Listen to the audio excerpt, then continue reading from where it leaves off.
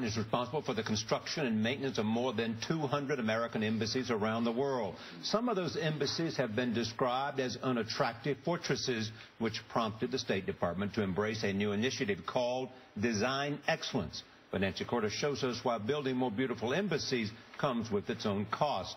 Nancy, good morning again. Good morning, Charlie. You know, even Secretary of State John Kerry once described U.S. embassies as flat out ugly. The Design Excellence Initiative was put in place in 2009 to change that, to tailor the design of embassies to their locations and their climates while maximizing safety. But critics say the approach is slowing construction and driving up costs. This stunning modern glass structure is nicknamed the Cube. It will house the new U.S. Embassy in London when it opens in early 2017. But 6 months into construction, CBS News has learned the $1 billion project is already $100 million more expensive than initial estimates, partly because of the unique blast-proof glass at the heart of the design. It's made in Europe, then shipped under guard to the U.S. for framing before being sent back to England for installation. Sometimes you don't move things.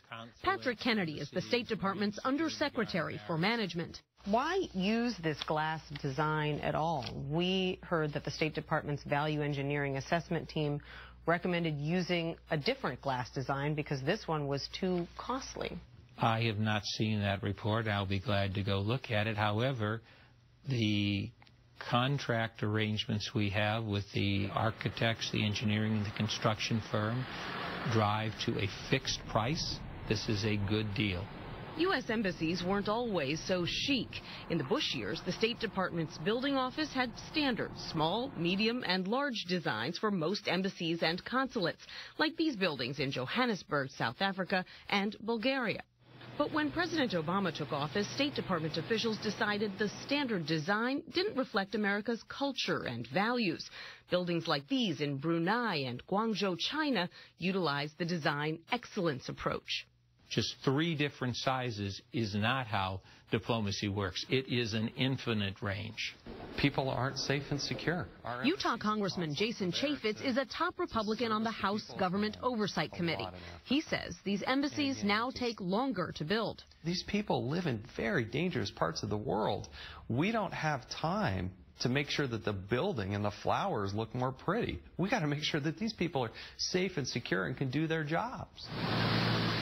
He's visited new embassy sites like Port Moresby in Papua New Guinea, where a decision to expand the proposed embassy forced the State Department to scrap the entire design and start over.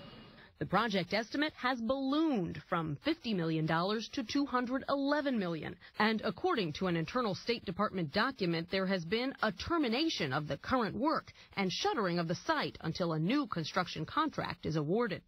That's just poor total management from top to bottom. Undersecretary Kennedy argues the State Department's money is being well spent. When you have a significant change in the scope of a project, it is logical that the price would go up. But security is also a concern. After the attack on the Benghazi consulate, the State Department commissioned an internal security review. It warned the slower pace of construction could leave more personnel exposed in inadequate facilities for longer periods of time. It also found no evidence of a cost-benefit analysis supporting this new Design Excellence initiative.